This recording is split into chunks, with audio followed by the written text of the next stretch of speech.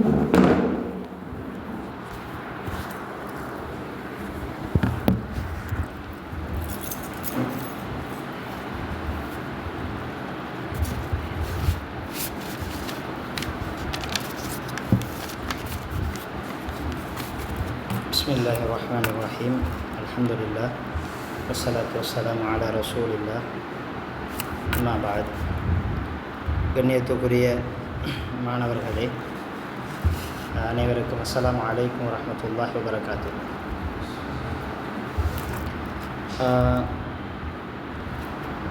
இன்றைய நிகழ்வாக இளைஞர்கள் எதிர்நோக்கக்கூடிய சவால்கள், அதேபோல் இளமை என்பது எவ்வாறான ஒரு கட்டம் என்ற விடயங்களை சுருக்கமாகவும் குறுகிய நேரத்திற்குள் தெளிவாகவும் பார்க்கலாம்னு நினைக்கின்றேன். இந்த அடிப்படையில் கண்ணியத்துக்குரிய சகோதரர்களே, இஸ்லாத்தை பொறுத்த வரைக்கும் இளைஞர்களை பற்றி அல்லாஹ் ஒவ்வொரு பருவத்தையும் வித்தியாசமாக குர்ஆனில் பாவிக்கிறான். முதலாவது, ஒரு மனிதனுடைய அடிப்படை பருவம் லைஃப், அதாவது அவன் பிறக்கின்ற போது ஒரு பலகீனமான ஒரு மனிதனாக இந்த உலகத்தில் வருகிறான். குழந்தை பருவம் என்பது ஒரு லைஃபான பலகீனமான ஒரு பருவம். அதற்கு அடுத்த கட்டமாக அல்லாஹ் சொல்கிறான், சும்ம ஜஅல மின் பஅதி லுஃபின் குவத்தன்.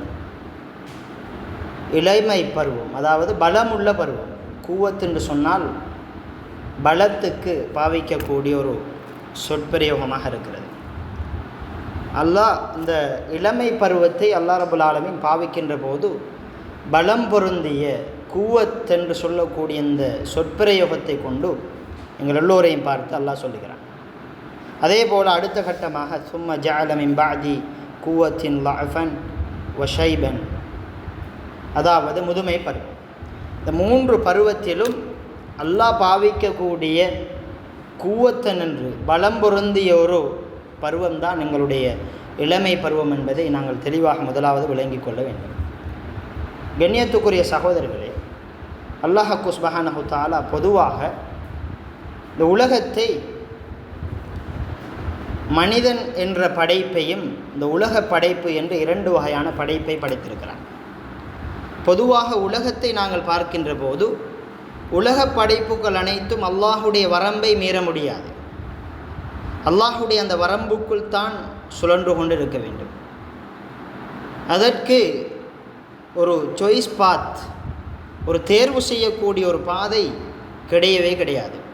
உதாரணமாக மரத்தை பார்த்தோம் என்று சொன்னால், வன்னஜ்மு வஷ்ஷஜரு யஸ்ஜுதான், அல்லாஹுக்கு சுஜூது செய்து கொண்டே இருக்கும். அதனுடைய கட்டளைப்படி இந்த உலகத்தில் அது நகர்ந்து கொண்டே இருக்கும். இந்த கோள்களை பார்த்தோம் என்று சொன்னால் அதனுடைய நீள்வட்ட பாதையில் சுழன்று கொண்டே இருக்கும்.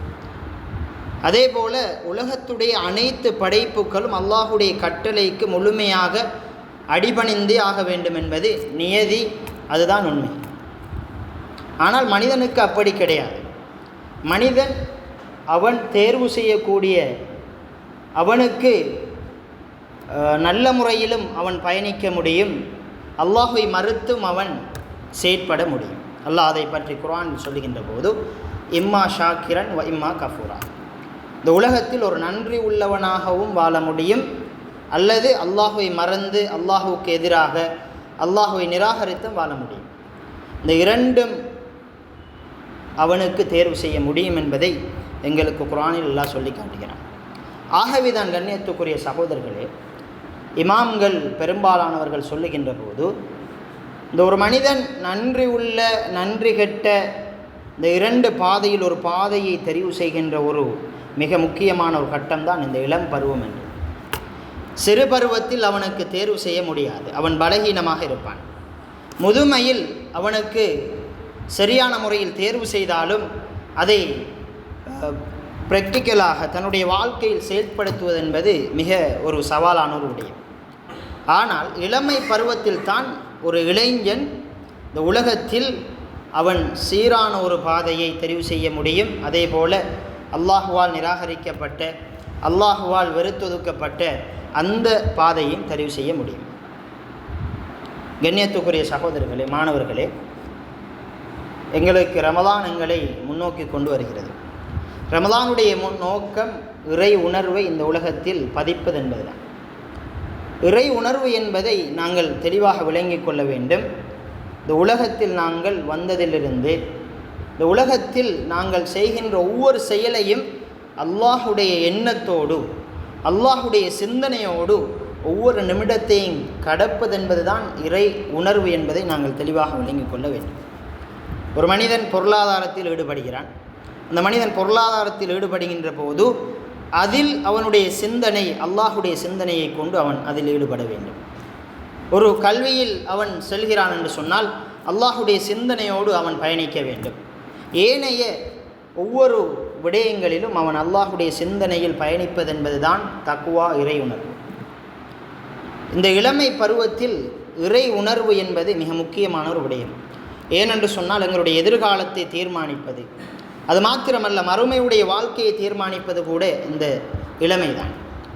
மறுமையில் அல்லாஹ் சுப்ஹானஹு தஆலா 7 கூட்டத்தாரில் ஒரு கூட்டத்தாருக்கு அரிசுடைய நிழல் கொடுப்பது அதுவும் இளம் சந்ததியினர் தான். அதே போல் சுவர்க்கத்திற்கு மும்முரமாக நுழையக்கூடியவர்கள் இளைஞர் சமூகம். இந்த உலகத்தில் பல வெற்றிகளை இந்த உலகத்துக்கு எடுத்து கொடுத்த சமூகம் இந்த இளமை சமூகம். எல்லா மனிதர்களாலும் பயன்படுத்தப்படக்கூடிய ஒரு சமூகம் இந்த இளமை சமூகம். எல்லோராலும் பிழையான சிந்தனையும் கொடுக்க முடியும், நல்ல சிந்தனையும் கொடுக்கக்கூடிய ஒரு பருவம்தான் இந்த இளமை பருவம் என்பதை முதலாவது நாங்கள் விளங்கிக் கொள்ள வேண்டும். இந்த பருவத்தில் நாங்கள் சரியான ஒரு பாதையை தெரிவு செய்வதென்பது மிக போராட்டம், அதே போல மிக அந்த போராட்டத்துக்கு மத்தியில் நாங்கள் அடைந்து கொள்வது மிக உன்னதமான ஒரு விளைவாக இருக்கும். அந்த அடிப்படையில் ஒரு இளைஞன் இந்த உலகத்தில் நாங்கள் பல்வேறு சோதனைகள் பல்வேறு சிரமங்களை இந்த கட்டத்தில் நாங்கள் எதிர்நோக்குவோம். சமூக ரீதியான பிரச்சனைகள் எங்களிடத்தில் வரும்.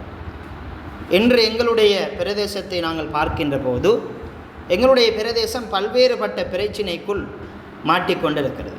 இந்த போதைப் பொருள் என்று சொல்லக்கூடிய இந்த பிரச்சினை, அதே போல் மாணவர்களுடைய அந்த பிழையான பழக்க வழக்கங்கள், பெண்களுடைய விடயத்தில் அவர்கள் நடந்து கொள்ளக்கூடிய விடயங்கள், இவ்வாறு ஒவ்வொரு பிரச்சினைகளிலும் இனங்காணக்கூடியவர்கள் இளைஞர்கள் தான். அதிகமாக சிறைச்சாலைக்கு செல்லக்கூடியவர்கள் இளைஞர்கள் தான். அதிகமாக சமூக விரோத செயற்பாடுகளில் ஈடுபடக்கூடியவர்கள் இளைஞர்கள் தான். அதிகமாக சமூகத்தில் பிரச்சனைகளை ஏற்படுத்தக்கூடிய ஒரு சமூகமும் இளைஞர் சமூகம்தான். ஏனென்று சொன்னால் அல்லாஹ்வே தெளிவாக சொல்கிறான், கூவத்தன், இவர்களுக்கு பலம் இருக்கிறது, ஒரு சக்தி இருக்கிறது. இந்த சக்தியை அவர்கள் சரியான முறையில் பயன்படுத்தினால் இந்த சமூகத்தை ஒரு நல்ல ஒரு உச்ச நிலைக்கு சிறந்த ஒரு சமூகமாக மாற்ற முடியும் இந்த இளம் சமூகத்தின் மூலமாக. அவ்வாறு இல்லாமல் பிழையான ஒரு லைஃபாக, ஒரு பலகீனமான ஒரு சமூகமாக இளைஞர் சமூகம் மாறுகின்ற போது இந்த சமூகத்தின் மூலமாக பல விளைவுகளும் இந்த சமூகத்தில் ஏற்படும். நாங்கள் இன்று பார்த்து கொண்டிருக்கிறோம். சொல்லுவார்கள், இளமை என்பது, அதாவது இளைஞர்கள் தான் நாளைய தலைவர்கள் என்று சொல்வார்கள். இது வெறும் வார்த்தை கிடையாது கண்ணியமானவர்களே. இளம் சமூகம் சரியாக பயிற்றுவிக்கப்படுகின்ற போதுதான் இந்த சமூகத்திலோ அல்லது குடும்பத்திலோ அல்லது ஏனைய விடயங்களிலோ மாற்றத்தை கொண்டு வர முடியும். ரசூலுல்லாஹ் பயன்படுத்திய விதமும் இதுதான்.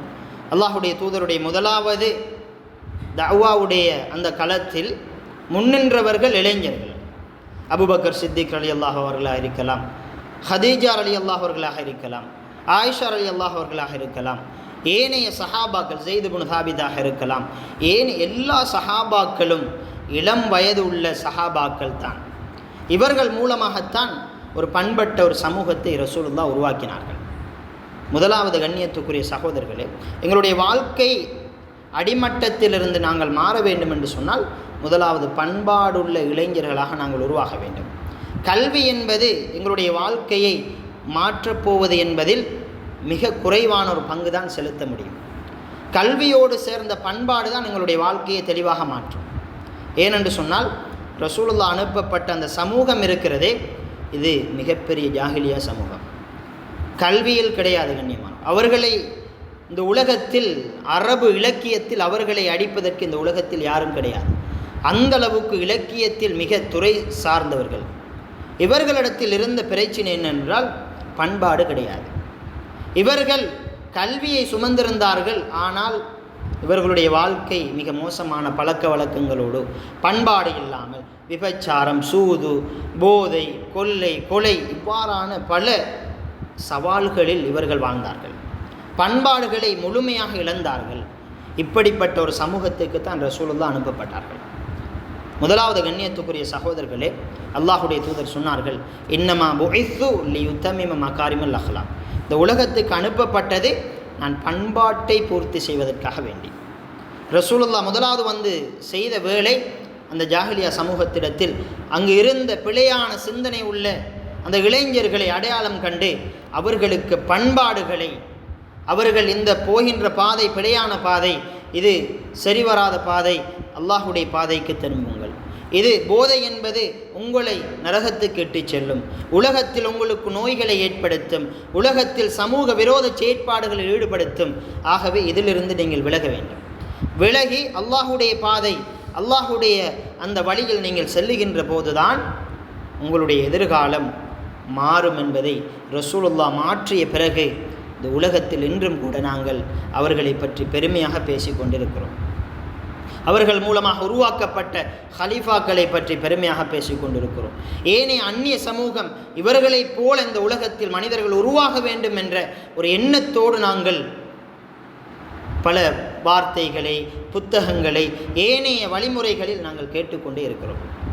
எவ்வாறு வளர்ந்தார்கள் கண்ணியமானவர்களே? இந்த பருவம் என்பது பண்பாடுகளோடு கல்வியும் எங்களுக்கு சேர வேண்டும்.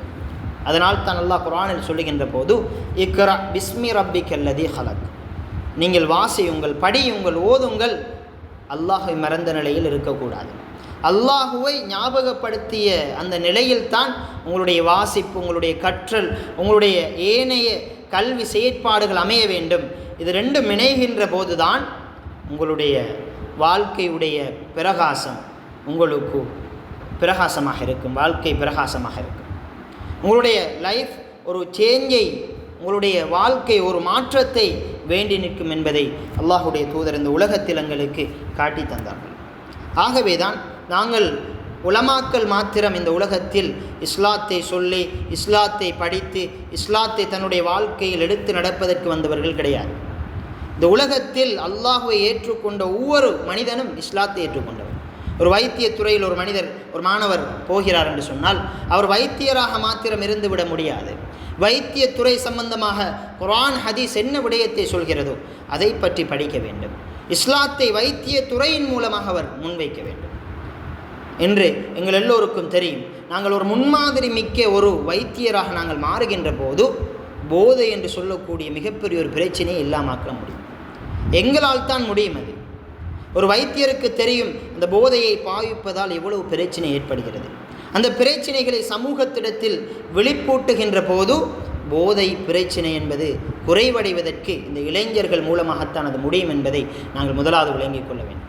ஒரு இன்ஜினியர், ஒரு பொறியியலாளர் மூலமாக அவர் ஒரு அந்த துறையில் போகிறார் என்று சொன்னால் அந்த துறையிலும் அவருக்கு இஸ்லாம் என்ன வழிகாட்டுகிறது, இஸ்லாத்துடைய வழிகாட்டல் என்ன, அதன் மூலமாக இஸ்லாத்தை நான் எவ்வாறு செய்ய முடியும், அதை சொல்ல முடியும் என்பதை அவர் கற்று அதில் செயற்பட வேண்டும். இவ்வாறு இஸ்லாத்தை அணுகியவாறு ஒவ்வொரு துறையும் நாங்கள் படிக்கின்ற போது அதன் மூலமாக சமூக மாற்றத்தை மிக இலகுவாக கொண்டு வந்து விட முடியும். நாங்கள் பார்க்கிறோம் கண்ணியமானவர்களே, இந்த ரமலானுடைய காலத்தில் மாத்திரமல்ல ஏனைய காலங்களிலும் நாங்கள் இந்த இளைஞர்களுடைய செயற்பாடுகளை சமூகத்தில் பார்க்கின்ற போது தற்போது மிக மோசமான ஒரு காலநிலையில் நாங்கள் வாழ்ந்து கொண்டிருக்கிறோம். எதிர்காலம் கேள்விக்குறியாக இருக்கிறது. இளைஞர் சமூகம் இந்த சமூகத்தை, முஸ்லிம் சமூகத்தை தாங்குமா அல்லது முஸ்லிம் சமூகத்தை அழிக்குமா என்ற ஒரு கேள்வி எங்களுக்கு மத்தியில் எழும்பி இருக்கிறது கண்ணியமானவர்களே. ஒவ்வொரு நாளும் ஒவ்வொரு பிரச்சனை, அனைவர்கள் 9ஆம் ஆண்டிலிருந்து 9ஆம் வருட மாணவனிலிருந்து A-level O-level அந்த மேல் படிப்பு படிக்கும் வரைக்குமான இளைஞர்களுடைய வாழ்க்கை வட்டத்தை பார்க்கின்ற போது பாடசாலையிலிருந்து அவன் போதை பாவிக்க ஆரம்பிக்கிறான் கண்ணியமானவர்களே. இவ்வாறான நிலையில் அவன் உருவாகின்ற போது இளமையிலேயே அவனுக்கு அதை கொடுக்கின்ற போது அதை அவன் மனோ இச்சையின் பிரகாரமாக எடுத்துக்கொள்கிறான்.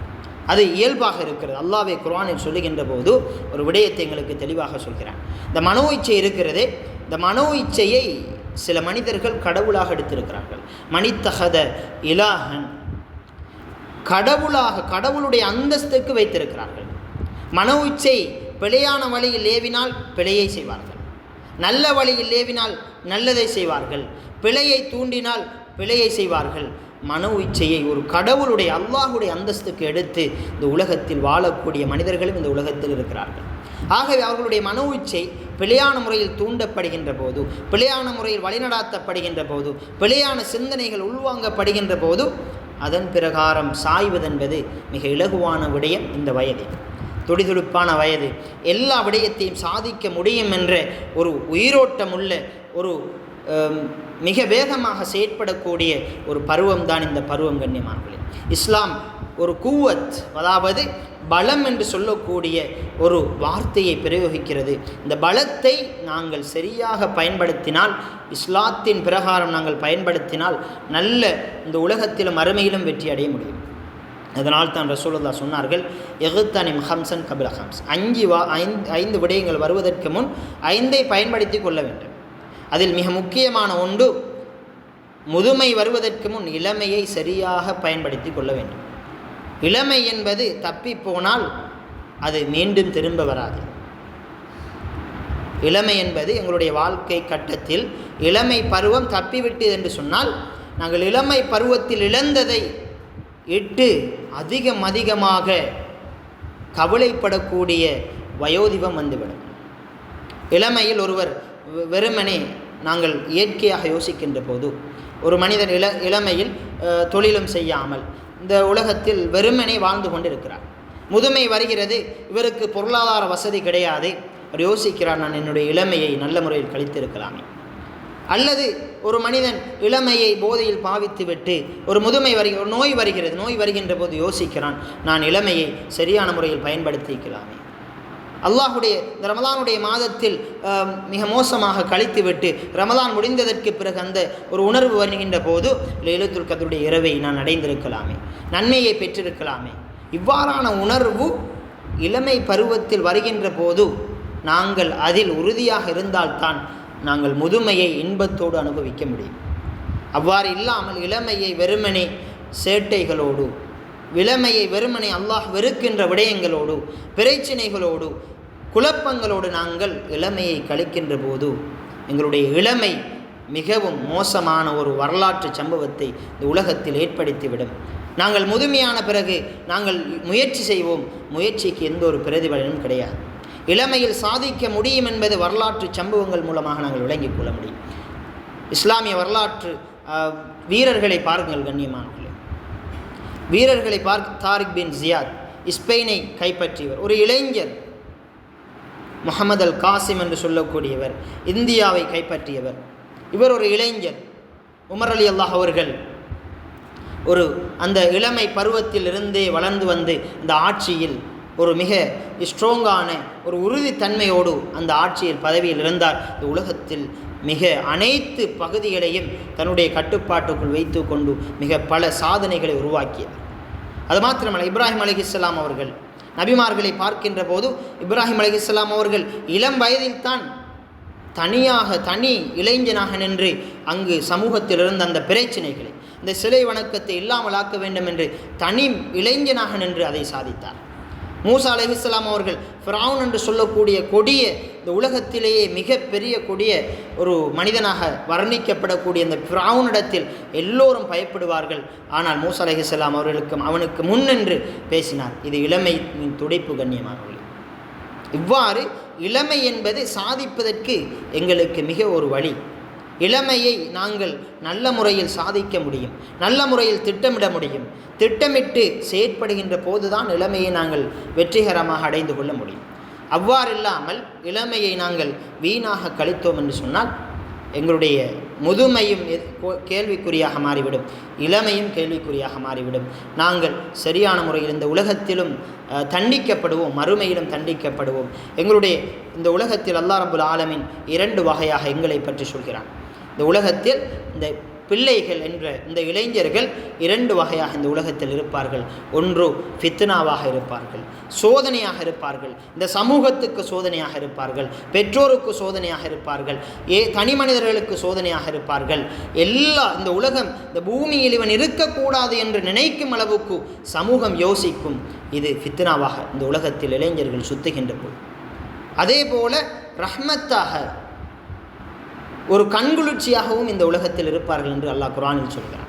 குர்ரத்து ஐனுன் என்று பாவிக்கிறான். கண்குளிர்ச்சி என்று சொன்னால் இந்த உலகத்தில் இப்படிப்பட்ட இளைஞர்கள் வாழ வேண்டும் என்று சமூகம் நினைக்கும். இவ்வாறான இளைஞர்களை நாங்கள் உருவாக்க வேண்டும் என்ற அந்த உணர்வு சமூகத்திடத்திலிருந்தே உருவாகும். பெரும் பெரும் தலைவர்கள் இளைஞர்களுக்கு முன்னுரிமை கொடுத்து அவர்களை உருவாக்குகின்ற விடயத்தில், அவர்களை மேல் கொண்டு செல்கின்ற விடயத்தில் பல திட்டங்களை போட்டு இவர்களை நாங்கள் முன்னிறுத்த வேண்டும் என்ற யோசனைகள் எல்லாம் செய்வார்கள். இது எப்படிப்பட்ட இளைஞர்கள் கண்ணியமானவர்களே? இந்த உலகத்தில் இவர்கள் பெற்றோருக்கும் பிரயோசனமாக இருப்பார்கள், சமூகத்துக்கும் பிரயோசனமாக இருப்பார்கள். இவர்கள் மரணிக்கின்ற போது சரித்திரத்தை படைத்துவிட்டு மரணிப்பார்கள். ஏனைய மனிதர்கள் இவர்களை பற்றி பெருமையாக பேசுவார்கள். இப்படிப்பட்ட ஒரு இளைஞர் அவருடைய இளமை பருவத்தை அல்லாஹுடைய பள்ளியில் அவர் கழித்தார். இந்த உலகத்தில் மாத்திரமல்ல, மறுமையிலும் அல்லாஹ் எங்களை கண்ணியப்படுத்துவான். அரசுடைய நிழலை இந்த உலகத்தில் இளமை பருவத்தை எனக்காக பள்ளியோடு கழித்தான். அவனுக்கு இந்த வெட்ட வெளியில், இந்த வெயிலுடைய இந்த உஷ்ணத்தில் நான் அவனுக்கு நிழல் கொடுக்கிறேன். கண்ணியமானவர்களே, உலகத்திலும் அவனுக்கு மதிப்பு பெறுகின்ற போது மறுமையிலும் மதிப்பு, சுவர்க்கம் என்ற அவனுக்கு அந்த சுவர்க்கம் என்ற ஒரு இதுவும் கிடைக்கிறது கண்ணியமாக. ஆகவே தான் அல்லாஹ் ரப்புல் ஆலமீன் சொல்லக்கூடிய இந்த விடயத்தை நாங்கள் சரியாக பார்க்கின்ற போது, இவ்வாறு சமூகத்திடத்தில் இருக்கக்கூடிய இந்த இளைஞர் சமூகம் நாங்கள் யோசித்து கொண்டிருக்கிறோம். சொல்லக்கூடிய விடயங்கள் அனைத்தும் வெறுமனே கதைகளாக நாங்கள் கேட்டுவிட்டு செல்லக்கூடாது. கதைகளாக கேட்பதென்பது அல்லாஹுடைய பார்வையில் அது மிக மோசமான ஒரு பண்பாடு, அது பழக்கம் என்பதை அல்லாஹ் குர்ஆனில் சொல்லி காட்டுகிறான். மறுமையில் ஒரு சமூகம் இருக்கும். அந்த சமூகம் சொல்லும், இந்த உலகத்தில் எனக்கு பல அறிவுரைகள் சொல்லப்பட்டது. இந்த உலகத்தில் பல அறிவுரைகள் ஒவ்வொருவர் எனக்கு முன்வைத்தார்கள், ஆனால் நான் அதை கேட்கவில்லை. லவ் குன்னா நஸ்மஉ அவ் நஅகிலு மா குன்னா ஃபி அஸ்ஹாபி ஸயர். நான் அவர்கள் சொன்ன அந்த அறிவுரையை கேட்டு கொஞ்சம் சிந்திச்சிருப்பேன் என்று சொன்னால், நஅகிலு என்னுடைய மூளைக்குள் போட்டு அதை உணர்வுபூர்வமாக நான் அதை சிந்தித்திருப்பேன் என்று சொன்னால், மா குன்னா ஃபி அஸ்ஹாபி ஸயர், நான் நரகத்தில் இருந்திருக்க மாட்டேன். எங்களிடத்தில் இருக்கக்கூடிய மிகப்பெரிய ஒரு பிரச்சனை, நாங்கள் இந்த வயதில் நாங்கள் எவ்வாறு எங்களுடைய மன இச்சையின் பிரகாரம் தூண்டப்படுகிறோமோ அவ்வாறு தான் நாங்கள் சென்று கொண்டிருக்கிறோம். நல்ல விடயங்கள், பிழையான விடயங்களின் பக்கம் நாங்கள் அதிகமாக செல்கின்ற போது பிழையான நினைவுகளும் பிழையான பழக்கத்துக்கு நாங்கள் அப்படியோ பழகி போகக்கூடிய ஒரு பருவமாக இது இருக்கிறது கண்ணியமாக. ஆகவே தான் நாங்கள் சரியான முறையில் சரியான பாதையை நோக்கி நாங்கள் நகர வேண்டும். சரியான ஒரு அல்லாஹ் சொல்லக்கூடிய, ரசூல் வழிகாட்டக்கூடிய இந்த பாதையை நோக்கி நாங்கள் செல்லுகின்ற போதுதான் எங்களுக்கு நல்ல ஒரு எதிர்காலம் இந்த உலகத்திலும் இருக்கிறது, மறுமையிலும் இருக்கிறது. நாங்கள் ஏனைய மிருகங்களைப் போல வாழ்ந்துவிட முடியாது. மிருகங்களைப் போல நாங்கள் இந்த உலகத்தில் தெரிந்துவிட முடியாது. மிருகங்களை விட மனிதர்கள் என்பவர்கள் இந்த உலகத்தில் பன்மடங்கு உயர்ந்தவர்கள். அல்லாஹ் குர்ஆனில் சொல்கின்ற போது, வலகது கர்ரம்னா பனி ஆதம், இந்த உலகத்தில் இருக்கக்கூடிய அனைவர்களை, மனிதர்களை சங்கைப்படுத்தி அவர்களுக்கு ஒரு அந்தஸ்து இருக்கிறது, ஒரு கண்ணியம் இருக்கிறது. எதன் காரணமாக கண்ணியமானவர்கள்? எதன் காரணமாக இந்த கண்ணியம்? இந்த இளைஞர்களுக்கோ அல்லது முஸ்லிம்களுக்கோ யாருக்கோ இந்த உலகத்தில் அல்லாஹ் கண்ணியம் கொடுத்திருக்கிறான் என்று சொல்கிறான். எதன் காரணமாக என்று சொன்னால், இவர்கள் சுமந்திருக்கக்கூடிய இந்த பண்பாடு, இவர்கள் சுமந்திருக்கக்கூடிய இந்த இஸ்லாம், இவர்கள் சுமந்திருக்கக்கூடிய இந்த பண்புள்ள இந்த ஒழுக்கவியல்கள் தான் இவர்களை கண்ணியத்துக்கு கொண்டு செல்லும். அதே போல அல் குர்ஆன் இன்னொரு முறையில் செல்லும், இந்த உலகத்தில் பண்பாடு இல்லாத ஒரு சமூகம் அந்த மிருகங்களை விட மோசம் என்று சொல்லும். பல்ஹும் அதல், இவர்களை விட மிக மோசமானவர்கள். இவர்கள் இந்த உலகத்தில் இருப்பதை விட மரணிப்பதே மேல். உலகத்தில் படைக்கப்பட்ட அந்த மிருகத்தை விட கண்ணியம் இழந்தவர்கள் இப்படிப்பட்ட சிந்தனை கொண்டவர்கள். ஆகவே தான் எங்களுக்கு வெளித்தோற்றத்தில் விளங்கலாம். பிழை செய்வதென்பது எங்களுக்கு பெருமையாக விளங்கும். சிலர்களுக்கு ஒரு போதையை பாவிப்பது என்பது அவனுக்கு பெருமை. ஒரு பெண் பிள்ளையை நையாண்டி செய்வது என்பது அவனுக்கு பெருமை, தன்னுடைய தகப்பனுக்கு அடிப்பது என்பது அவனுக்கு பெருமை, தான் பிழை செய்வது என்பது அவனுக்கு பெருமை, வெளிப்படையாக பெருமையாக இருக்கலாம். கண்ணியமானவர்களே, அல்லாஹுடைய தூதர் சொன்னார்கள், ஒரு மனிதன் இந்த உலகத்தில் மிகப்பெரிய வீரன் யார் என்று சொன்னால் கோபம் வருகின்ற போது அந்த கோபத்தை தணிப்பவன். இதற்கு பல அர்த்தங்கள் இருக்கிறது. கோபம் வருகின்ற போது அந்த கோபத்தை தன்னால் அதை ஒரு கட்டுப்பாட்டுக்குள் கொண்டு வர முடியும் என்று சொன்னால் அவன்தான் இந்த உலகத்தில் வீரன். கோபம் வந்தவுடனேயே அந்த கோபத்தை அப்படியோ நாங்கள் வெளிப்படுத்துகின்ற போது அந்த கோபத்தின் மூலமாக எங்களுடைய வாழ்க்கை மாறும், எங்களுடைய பயணங்கள் மாறும், நாங்கள் நினைத்து கொண்டிருக்கக்கூடிய அனைத்து செயல்களும் தலைகீழாக மாறிவிடும். நாங்கள் நினைத்திருக்க மாட்டோம், இதன் மூலமாக இவ்வாறு நடந்திருக்கிறதே என்ற நினைக்காத அளவுக்கு எங்களை அந்த கோபம் விட்டு செல்கிறது என்று சொன்னால் இது நாங்கள் இந்த உலகத்தில் சாதிப்பதற்கு எங்களுக்கு ஒரு தடையாக இந்த கோபம் மாறிவிடும். அதனால் தான் அல்லாஹ் சொல்லுகிறான், இந்த உலகத்தில் மிகப்பெரிய வீரன் யார் என்று சொன்னால் இந்த கோபத்தை தணிக்கின்ற சக்தி இருக்கிறதா அவன்தான் இந்த உலகத்தில் மிகப்பெரிய வீரன். இதுதான் இஸ்லாமுடைய பார்வை கண்ணியமா. ஆகவே இளமையை நாங்கள் இந்த கோபத்தை நாங்கள் பிழையான விடயங்களிலும் பிழையான ஈடுபாடுகள் மூலமாக அந்த கோபத்தை நாங்கள் கொடுக்கின்ற போது எங்களை பிழையான வழியில் கொண்டு சேர்க்கும். நாங்கள் செய்யக்கூடிய பாவங்களை பெருமை அடிக்கக்கூடாது, பெருமையாக நினைக்கக்கூடாது. இது ஒரு ஜாஹிலியா உடைய ஒரு பண்பு என்பதை எங்களுக்கு தெளிவாக நான் ஏற்கனவே சொன்னதைப் போல இந்த ஜாஹிலியா சமூகம் என்ன செய்வார்கள் என்று சொன்னால் பெருமையாக கதைப்பார்கள்.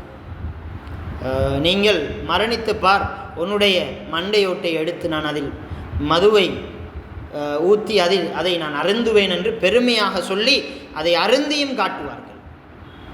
அதனால்தான் அந்த சமூகத்துக்கு பெயர் ஜாஹிலியா சமூகம், மடமை சமூகம். பண்பாடு கிடையாது. தான் செய்யக்கூடிய பாவத்தை பகிரங்கமாக பெருமையாக சொல்வார்கள். பாவத்தை தான் செய்யக்கூடிய அந்த பிழையை ஒரு இளைஞன் உணர வேண்டும், இது பிழை, மாற வேண்டும், மாறுவதற்கான வழியை நாங்கள் ஏற்படுத்த வேண்டும். உண்மையில் இந்த சமூகத்தில் பல்வேறுபட்ட பிரச்சினைக்குள் சமூக சிக்கல்களுக்குள் எங்களுடைய இளைஞர் சமூகம் சிக்கி தவிக்கிறார்கள். காரணம் என்னவென்று சொன்னால் மாற்றம் வேண்டும் என்ற அந்த உணர்வு அவருடைய உள்ளத்தில் இல்லை. உலகத்தில் யார் மாற வேண்டும் என்ற ஒரு சிந்தனை கொள்கிறாரோ அல்லாஹ் அவருக்கு பல வழிகளை ஏற்படுத்தி விடுவான். எங்கள் எல்லோருக்கும் தெரியும், நாங்கள் வளமையாக கேட்கக்கூடிய ஒரு சம்பவம் தான் ஹதீஸில் வரக்கூடிய 100 கொலை செய்த ஒரு மனிதனுடைய சம்பவம். அவன் 99 கொலை செய்துவிட்டு அவனுடைய உள்ளத்தில் ஒரு உதிர்ப்போண்டு வருகிறது, நான் திருந்த வேண்டும், இந்த பாவத்தை செய்து கொண்டே இருக்கக்கூடாது. அவன் ஒரு மனிதனிடத்தில் போய் கேட்கிறான், ஹல்லி மின் தௌபா, எனக்கு இந்த பாவத்திலிருந்து மீளுவதற்கு நான் மாற வேண்டும், எனக்கு ஏதாவது வழி இருக்கிறதா? சொல்கிறார், 99 கொலை செய்திருக்கிறாய், உனக்கா வழி என்று அவருடைய வழிகாட்டல் பிழையாக இருக்கிறது. அந்த மனிதர் அவரை பிழையாக வழிநடாத்துகிறார்.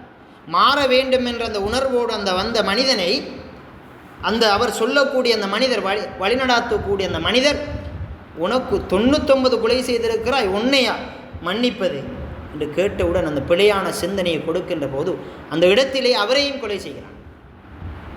மாற வேண்டும் என்ற அந்த உணர்வுக்கு நீ மதிப்பளிக்கவில்லை. 100 கொலையை செய்துவிட்டு இந்த மனிதன் இன்னொருடத்தில் ஒரு ஆலிமிடத்தில் இஸ்லாத்தை கற்றறிந்த ஒரு மனிதனிடத்தில் போகிறான். அந்த இடத்தில் போகின்ற போது அவன் சொல்லுகிறான், இப்படி 100 கொலை செய்து விட்டேன், நான் திருந்த வேண்டும் என்ற அந்த உணர்வோடு வந்திருக்கிறேன், எனக்கு ஏதாவது வழி இருக்கிறதா என்ற அந்த உணர்வோடு அவன் கேட்கின்ற போது அந்த மனிதனுடைய உணர்வை விளங்கி சரியான முறையில் அவனை வழிநடாத்துகிறான். சொல்லுகிறான், இந்த சூழல் உன்னை பிரச்சினைக்கு உள்ளாக்குகிறது, இந்த சூழலை விட்டு நீ செல் என்று சொன்னவுடன் அவர் செல்கிறார். சரியான முறையில் வழிநடத்தப்படுகிறார். அவர் இந்த உலகத்தை விட்டு பிரிகின்ற போது சுவர்க்கத்தை செல்கிறார். 100 கொலை செய்தவர் சுவர்க்கம் செல்கிறார் என்று சொன்னால் மாற வேண்டும் அந்த உணர்வு அவரை சுவர்க்கத்துக்கு இட்டுச் செல்கிறது. அது மாத்திரமல்ல, இன்னொரு விடயம், அதுக்கு வழிகாட்டுகின்றவர் சரியாக வழிகாட்டியதால் அவர் சுவர்க்கம் செல்வதற்கு வழியாக மாறுகிறார். அவர் பிழையாக வழிகாட்டியிருந்தால் அந்த அடியான் நான் மாற வேண்டும் என்ற அந்த உணர்வோடு வரக்கூடிய அந்த மனிதனுக்கு அது மிகப்பெரிய ஒரு சவாலாக மாறியிருக்கும். சுவர்க்கம் கிடைப்பது என்பது மிகப்பெரிய ஒரு பிரச்சனையாக மாறியிருக்கும். ஆகவே தான் நாங்கள் இளைஞர்களாக இருக்கின்ற போது எங்களுக்கு சொல்லப்படக்கூடிய எங்களுடைய மாற்றத்தை கொண்டு வருவதற்கு என்னென்ன வழிகளை எங்களுடைய ஆசிரியர்கள், எங்களுடைய போதகர்கள் சொல்லுகிறார்களோ அதில் எங்களுடைய வாழ்க்கையில் நாங்கள் முழுமையாக மாற வேண்டும் என்று கொஞ்சம் கொஞ்சமாக எங்களுடைய வாழ்க்கையை மாற்ற வேண்டும். தொழுகையில் என்னுடைய வாழ்க்கையில் மாற்றத்தை கொண்டு வர வேண்டும். தொழுதால் பொதுவாக இஸ்லாத்தில் ஏனைய மார்க்கத்தை விட இஸ்லாத்தை பொறுத்த வரைக்கும் இபாதத்துக்களில் ஒவ்வொரு இலக்கு இருக்கும். தொழுகை எடுத்தீர்கள் என்று சொன்னால் தொழுகை என்பது சாதாரணமாக நாங்கள் சுஜூதில் உளுந்து விட்டு செல்வதென்பது அதனுடைய இலக்கு அல்ல. அதனுடைய இலக்கு இன்ன ஸலாத்த தன்ஹா அனில் ஃபஹ்ஷாஇ வல் முன்கர். நீங்கள் தொழுங்கள், உங்களை பாவத்திலிருந்து தடுக்கும். அதுவும் எப்படிப்பட்ட பாவம்? ஃபஹ்ஷா, மானக்கேடான விபச்சாரத்திலிருந்து தடுக்கும், போதையிலிருந்து தடுக்கும், பிழையான பழக்க வழக்கத்திலிருந்து தடுக்கும். தொழுதால் அது நடக்கும் என்பதை அல்லாஹ் சொல்லுகிறான். நாங்கள் தொழுவதில் ஒரு பக்குவத்தை ஏற்படுத்திக் கொள்ள வேண்டும். தொழுகையில் நாங்கள் எங்களுடைய வாழ்க்கையை இந்த ரமலானுடைய மாதத்தை பயன்படுத்தி கொள்ள வேண்டும். ரமலானுடைய மாதத்தில் நாங்கள் தொழுகையின் மூலமாக உள்ளச்சத்தை ஏற்படுத்தி கொண்டு இந்த தொழுகையுடைய உணர்வோடு இந்த உலகத்தில் வாழ வேண்டும். இதை பயிற்றுவிப்போம். இந்த ரமலானுடைய மாதத்தில் தொழுகையில் நான் ஒவ்வொரு நிமிடமும் அதான் என்னுடைய காதில் கேட்கின்ற போதை முன்சாஃபிலிருந்து நான் தொழ வேண்டும் என்ற அந்த உணர்வோடு தொழுகையை உயிரோட்டமாக நீங்கள் தொழுகையில் ஈடுபட்டு பாருங்கள் மாணவர்களே. நீங்கள் உண்மையில் உங்களுடைய அந்த தொழுகை சரியாக இருந்தால் உங்களை பாவத்திலிருந்து தூரமாக்கிவிடும். பாவத்திலிருந்து இப்பொழுது இந்த காலகட்டத்தை பொறுத்த வரைக்கும் பாவம் செய்வதென்பது மிக இலகுவான ஒரு விடயம். அதனால் தான் ரசூலுல்லாஹ் அந்த காலத்தில் வாழுகின்ற போது கூட ஒரு துவா கேட்டார்கள். அல்லாஹும்ம பாஇத் பைனி வ பைன ஹதாயாய கமா பாஅத்த பைனல் மஷ்ரிக் வல் மக்ரிப். இந்த கிழக்குக்கு மேற்குக்கும் எப்படி தூர இடைவெளி இருக்கிறதோ அதே மாதிரி எனக்கும் பாவத்துக்கும் இடையில் ஒரு இடைவெளியை தந்திரியா அல்லாஹ். கிழக்குக்கும் மேற்குக்கும் எவ்வளவு தூரம் இடைவெளி, அதே போல தான் எனக்கு பாவத்துக்கும். பாவத்தை நெருங்கினால் பாவம் செய்வோம். பாவத்திலிருந்து தூரமாக கூடிய வழியைத்தான் நாங்கள் பார்க்க வேண்டும். பாவத்திலிருந்து நாங்கள் நெருங்காமல் அதை நெருங்கினால் அதைத்தான் அல்லாஹ் குர்ஆனில் சொல்கின்ற போது வலா தக்ரபா, அல்லாஹ் பாவத்தை தடுக்கின்ற போது டைரெக்டாக செய்ய வேண்டாம் என்று சொல்ல மாட்டான். குர்ஆனில் எந்த இடத்திலும் செய்ய வேண்டாம் என்ற அந்த பண்பு இருக்காது. குர்ஆனில் சொல்லுவான், நீங்கள் நெருங்க வேண்டாம், பாவத்தை நெருங்கினால் நீங்கள் பாவம் செய்து விடுவீர்கள். ஆகவே தான் இந்த இளமை பருவத்தை சரியாக பயன்படுத்தி நாங்கள் பாவத்திலிருந்து தூரமாகி இந்த ரமலானுடைய மாதத்தில் நாங்கள் நல்ல பழக்க வழக்கங்களை எங்களுடைய வாழ்க்கையில் ஈடுபடுத்தி பழக்கப்படுத்தி எங்களோடு இருக்கின்ற அந்த இளைஞர் சமூகத்தை, எங்களோடு நட்பு கொண்டிருக்கக்கூடிய அந்த இளைஞர் சமூகத்தை மறுமையில் அவர்கள் நரகம் போகின்ற போது நான் சுவர்க்கம் போவதென்பதை மறந்து எல்லோரும் நாங்கள் சுவர்க்கம் செல்ல வேண்டும் என்ற உணர்வை எடுத்துக்கொண்டு நீங்களும் அவர்களை வழிநடாத்தி அவர்கள் மூலமாகவும் நீங்கள் நன்மையை பெற்று இந்த உலகத்தில் மிக சிறந்த இளைஞர்களாக வாழ்வதற்கு எல்லாம் வல்ல அல்லாஹ் பெருமை செய்வானாக.